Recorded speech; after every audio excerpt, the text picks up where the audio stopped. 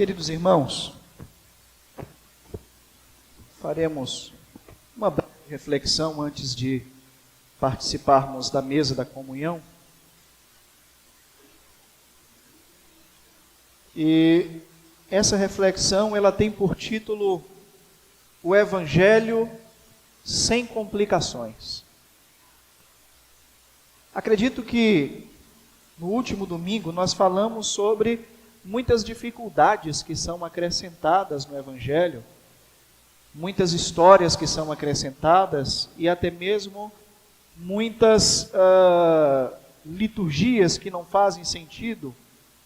Eu cheguei até a citar aqui uma canção uma canção secular que falava sobre a dificuldade que se tem de se aproximar de Deus, de se aproximar de Jesus, mas quando nós nos deparamos com o Evangelho, nos deparamos com a narrativa do Evangelho de Mateus, do Evangelho de Marcos, do Evangelho de Lucas e principalmente com o Evangelho de João, que é onde Jesus, aonde o evangelista João, ele escreve de uma forma muito mais enfática para aqueles que não faziam parte da comunidade judaica. A gente percebe que Cristo ele era acessível a todos os tipos de pessoas. Que não havia nenhum tipo de resistência por parte de Jesus em se aproximar das pessoas. Um pouco mais cedo nós fizemos aqui a apresentação da gente. E lemos um título, lemos um texto onde Jesus, ele facilita, ele até mesmo, um pouco meu retorno, ele até mesmo chama a atenção dos discípulos que dificultavam esse acesso. Está ótimo já aumentou lá, já aumentou. Que dificultavam esse acesso. Todos os tipos de pessoas eram alcançadas por Jesus. Todos os tipos de pessoas tinham a atenção de Jesus. Jesus abraçou crianças, Jesus ressuscitou adolescentes, a filha de Jairo, a gente lê o texto ali e nós temos essa impressão, Jovens, Jesus curou homens, curou mulheres, Jesus acolheu órfãos, viúvas, estrangeiros e compartilhou o Evangelho, obviamente diante dos olhos humanos, com as piores e com as melhores pessoas da sociedade. Jesus evangelizou tanto pobres quanto ricos. Enfim, Jesus dialogava com todos. E em suas mãos, o Evangelho era tão simples para que todos pudessem entender, aceitar e tomar o Evangelho como seu. De onde veio então essa dificuldade? De onde veio então esse dom de complicar tudo? Se o Evangelho é para todos, logo, ele deve ser apresentado de uma forma muito simples.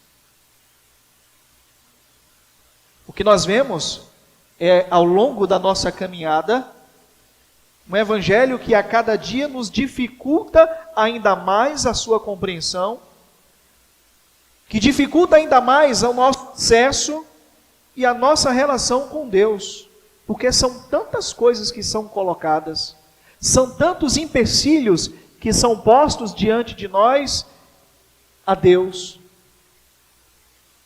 são tantas simpatias, são tantos obstáculos, que muitas vezes entristece aquele que ouve o Evangelho, entristece aquele que é atraído pelo Evangelho a de fato tomar uma decisão ao lado de Cristo.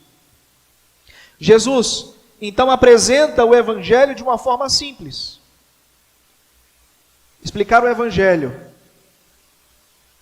é a nossa obrigação como cristãos. E não o Evangelho humano, mas o Evangelho de Cristo, o Evangelho o qual foi vivido por Jesus, o qual foi anunciado pelos seus discípulos. Será que é possível explicar apenas o Evangelho com três afirmativas? Aquilo tudo que Jesus viveu, aquilo tudo que Jesus proporcionou, aquilo tudo que Jesus sofreu, com três afirmações. Isso é possível. E isso foi feito pelo apóstolo Paulo.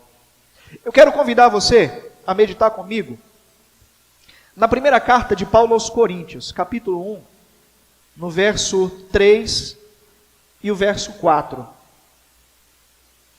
1 Coríntios, capítulo 1.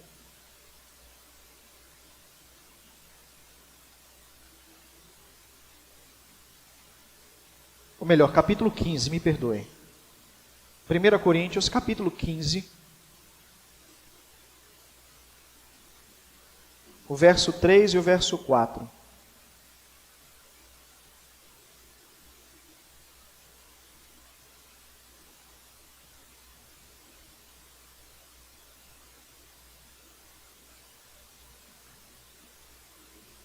Todos acharam? Nos diz assim: vos entreguei o que eu também recebi. O interessante é que Paulo ele inicia esses dois versículos da mesma forma que ele inicia o texto que nós faremos a leitura logo mais, aonde estaremos aqui celebrando a ceia. Eu vos entreguei o que também vos recebi. Ou seja, Paulo está dizendo aqui, aquilo que eu tenho trazido para vocês não é nada de mim. Aquilo que eu apresento a vocês e que eu ensino a vocês não é nada gerado no meu interior, não é nada da minha cabeça. Mas eu vivi um processo de inspiração.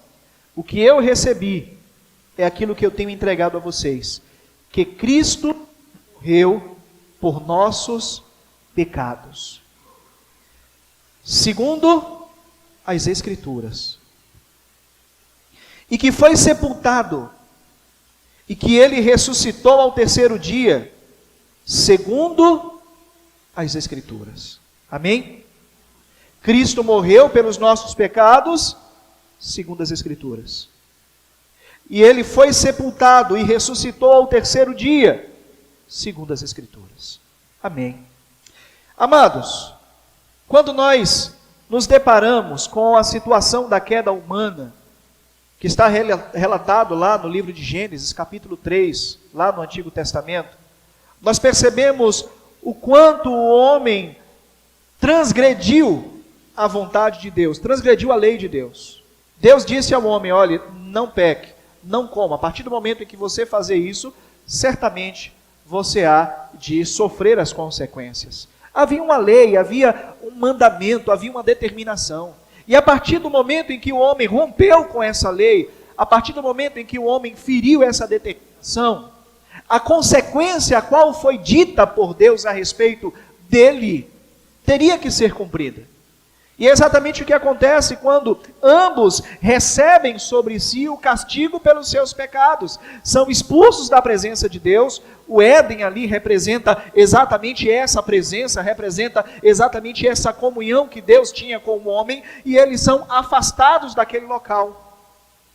Nós, como pecadores, nós fomos afastados de Deus, assim como Adão e Eva foram afastados do Éden, que representava exatamente essa comunhão com Deus.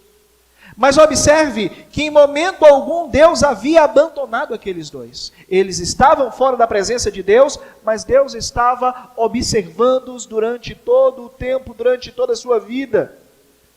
Deus então havia ali feito uma determinação, uma segunda determinação, uma promessa, de que assim como por Adão o pecado ele entrou no mundo, Deus providenciaria a saída desse pecado ao mundo, mas haveria necessidade de um sacrifício. De alguém que não tivesse culpa, de alguém que não estivesse maculado, de alguém que não estivesse sujo. E quando Deus então olha para a terra e percebe que não havia ninguém nessa condição, o teu filho Jesus, ele se coloca nesse lugar. Filipenses capítulo 2, diz, verso 5 em diante, eu cito bastante esse texto aqui na igreja, que nós possamos desenvolver o mesmo sentimento que houve em Jesus Cristo. Que sendo ele em forma de Deus, não teve por usurpação ou por desejo continuar nessa condição, mas ele esvaziou-se a si mesmo, tomando forma humana, e foi obediente, sendo obediente até a morte, e morte de cruz. Sendo que por causa disso, Deus o exaltou sobre todos os nomes. Sendo que diante do nome de Cristo, todo joelho se dobre e toda língua confesse que Jesus Cristo é Senhor, para a glória de Deus Pai. E foi exatamente isso que aconteceu. O Deus Filho desceu à terra, tomou forma humana, viveu entre nós, sofreu as nossas dores, sofreu as nossas tentações, sem pecar. E para que nós pudéssemos mais uma vez nos relacionar com Deus, para que nós pudéssemos mais uma vez nos aproximarmos de Deus, Ele pagou por nossos pecados. Se lembra o castigo que tinha sido anunciado antes que Adão e Eva comessem do fruto? Se você comer do fruto, certamente morrerá. Em primeira instância, vocês viverão a morte física. Em segunda instância, vocês viverão a morte espiritual. E essa é a pior de todas. Deus então envia seu Filho para que ele pudesse morrer pelos nossos pecados. Para que ele pudesse assumir sobre ele toda a nossa culpa. Para que ele pudesse levar sobre as suas costas todo o peso, toda a dor daquilo que nós provocamos. As nossas falhas, as nossas transgressões, as nossas atitudes, os nossos pensamentos, as nossas palavras. Como diz o apóstolo Paulo, a nossa própria existência. Paulo diz que não consegue controlar, não conseguia controlar os seus membros. Aquilo que ele queria fazer, que era bom, ele não fazia. Porque o pecado que estava dentro dele não permitia. A natureza pecaminosa que estava dentro de Paulo não permitia. E aquilo que ele não queria fazer, que era pecado, que era mal, a natureza pecaminosa que estava dentro dele impulsionava ele a fazer. Aí ele vai e diz: miserável homem que sou. Eu sou mesmo um homem miserável. Porque eu sei o que é certo, mas eu não consigo fazer. Quem é que pode me tirar dessa situação? Quem é que pode mudar a realidade da minha vida? Quem é que pode resgatar-me desta dor tão intensa que eu sinto? Exatamente porque eu sou pecador. E ele diz: graças a Deus, porque Ele enviou o seu Filho amado Jesus, para que Ele pudesse morrer pelos meus pecados, e eu pudesse ser perdoado por todos eles. Como um jovem, amados, condenado à morte, mas momentos antes da sua execução ele é libertado. Assim somos nós. E esse jovem então procura alguém grande ali e diz: olha, eu fui condenado à morte, mas eu não morri, eu não fui executado. Por que eu fui liberto? E aí o juiz olha para o jovem e diz assim: você não foi liberto porque o teu irmão mais velho, ele veio aqui e disse que assumia a morte no teu lugar, que se entregava em sacrifício para que você pudesse sair livre. Mas ele não era culpado. Sim, ele não era culpado, mas ele levou sobre as costas todo o peso do erro que você havia cometido, e ele foi sacrificado em seu lugar. O profeta Isaías, capítulo 53, verso 6. Todos nós andávamos desgarrados como ovelha. Cada um andava pelo seu próprio caminho, vivia pelo seu próprio caminho. Mas o Senhor fez cair sobre ele a iniquidade de todos nós. Verso 7. Ele foi oprimido e humilhado, mas não abriu a sua boca. Como cordeiro ele foi levado ao matadouro, e como ovelha muda, perante os seus tosqueadores, ele não abriu a sua boca. Verso 8. Por juízo opressor, foi arrebatado, e da sua linhagem, dela ninguém cogitou. porque ele foi cortado da terra dos viventes por causa da transgressão do meu povo. Ele foi ferido. Designaram-lhe a sepultura como perversos, mas como rico ele esteve em sua morte. Posto que nunca fez injustiça e nem dolo algum achou-se em sua boca. Jesus, completamente inocente da condição, assumiu sobre ele tudo aquilo que nós fazemos, tudo aquilo que nós provocamos, e é exatamente por isso que estamos aqui, amados, nessa noite, para adorá-lo e para dizer o quanto somos agradecidos pelo seu sacrifício. 1 Pedro, capítulo 2, verso 24.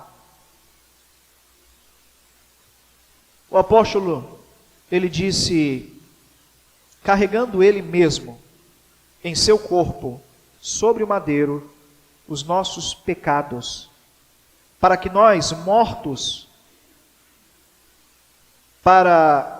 carregando ele mesmo em seu corpo, sobre o madeiro, os nossos pecados, para que nós, mortos para os pecados, vivamos para a justiça. Por suas chagas nós fomos sarados.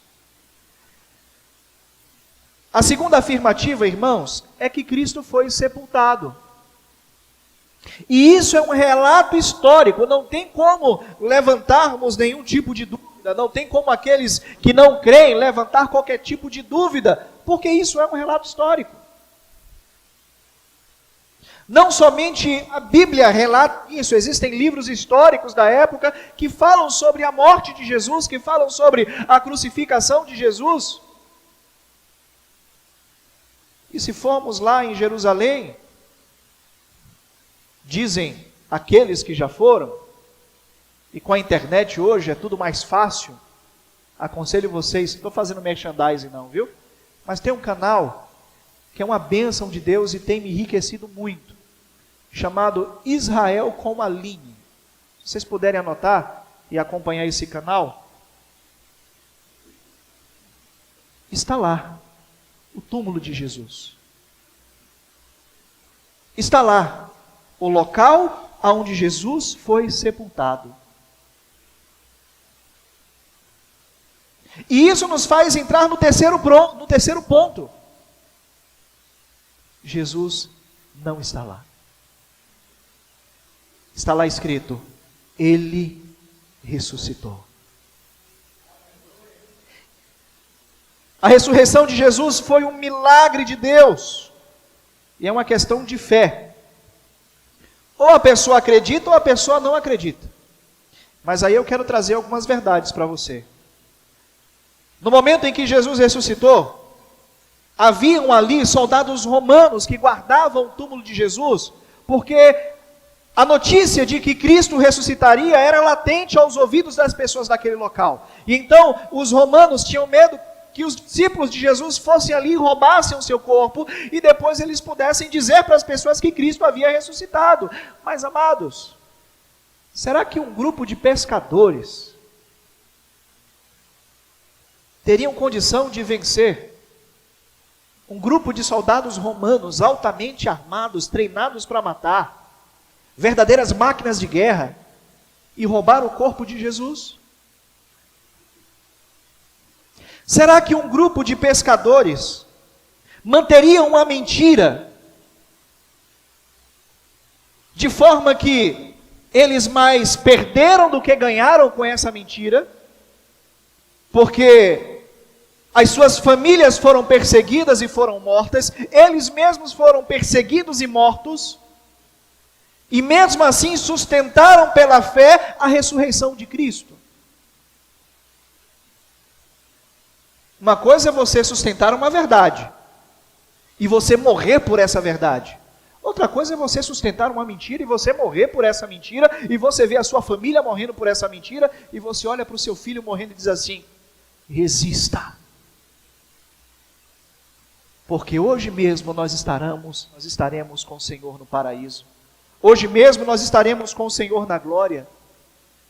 É muito mais fácil mantermos a fé e mantermos a nossa a nossa certeza em algo que de fato é verdade. Então os discípulos, eles não mentiram, os discípulos de fato viveram com Jesus, os discípulos de fato viram a morte de Jesus, viram a Jesus sendo sepultado, e depois eles tiveram a oportunidade de estar com Jesus após a sua ressurreição.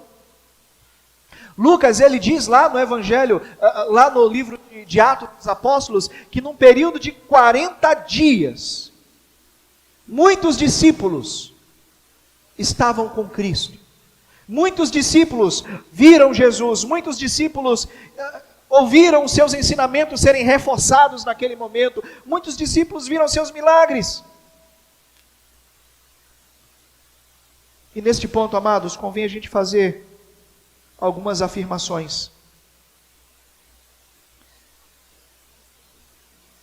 1 Coríntios, capítulo 15, o texto que nós lemos, no verso 17, nos diz assim: se pois Cristo não ressuscitou, é vã a nossa fé, e ainda permaneceis em vossos pecados. Ou seja, se a morte de Cristo não fosse verdadeira, por nada estaríamos aqui. A nossa fé seria em vão. Mas os discípulos viram Jesus. E por verem Jesus, eles não negaram. O apóstolo Paulo teve a sua cabeça decepada. O apóstolo Pedro foi crucificado de cabeça para baixo. Tiago, ainda é registrado nas Escrituras, foi morto à espada. João foi jogado dentro de um tacho de óleo fervendo e milagrosamente ele foi livre daquela tortura. O único discípulo que morreu de velhice, isolado na ilha de Patmos. Mas todos eles se manteram firmes diante daquilo que ouviram e viram a respeito de Jesus. A segunda aplicação, amados, é que assim como Jesus ressuscitou, nós também ressuscitaremos. Está registrado em 1 Coríntios capítulo 15, verso 18 ao verso 22. Sabe aquela ação de Jesus em ressuscitar? A Bíblia nos diz que nós também viveremos essa realidade. Quando Cristo voltar, quando encontrarmos com o Senhor, 1 Tessalonicenses capítulo 4, a partir do verso 14, e o mesmo, a partir do verso 16, e o mesmo Senhor virá do céu, com alarido de Deus e com voz de arcanjo, e com trombeta de Deus, e os que morreram em Cristo ressuscitarão primeiro. Logo após, nós que estivermos vivos, juntamente com eles, seremos arrebatados. Seremos levados aos céus, e ali estaremos sempre com o Senhor. O Evangelho é simples, irmãos. Não existe complicações. Foi possível apresentar o Evangelho aqui em 3 afirmações. As boas novas de Jesus em 3 afirmações. Cristo morreu pelos nossos pecados. Historicamente, Jesus foi sepultado. E a sua ressurreição, ela também é um evento histórico, porque muitos viram. Todavia, os soldados romanos negaram, receberam dinheiro para dizer que os discípulos de Jesus foram lá e roubaram o seu corpo. Todos aqueles que acreditam em Jesus, naquele grande dia, também ressuscitarão.